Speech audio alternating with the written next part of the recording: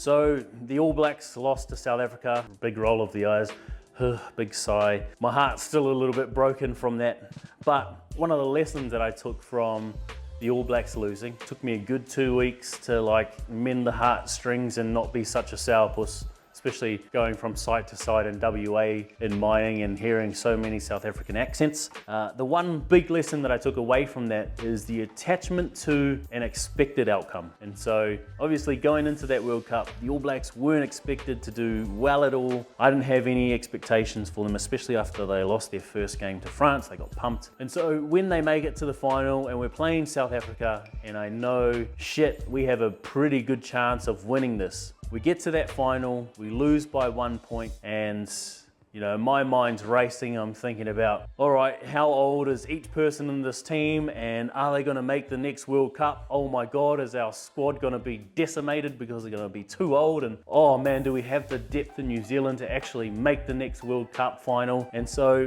I was so attached to the All Blacks winning that World Cup final that I couldn't actually let it go. Losing that and the attachment to the outcome and it not going the way that I wanted it to go actually meant that it had a hold over me. And so because it had a hold over me, because I had this feeling and I couldn't allow myself to feel what it was like to be disappointed, to be heartbroken. I know that's like dramatic because it's sport, but you know, if you're from New Zealand and you love rugby, you understand.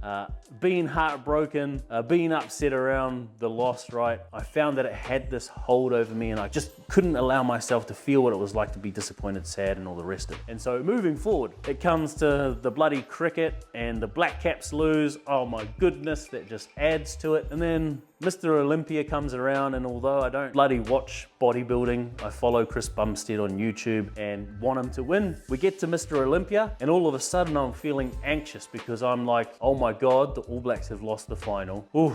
The Kiwis have lost rugby league to Australia. They got bloody pumped. The Black Caps have lost. Nothing has gone the way that I wanted it to go. If Chris Bumstead loses, what the hell's gonna happen? I'm gonna have a bloody meltdown.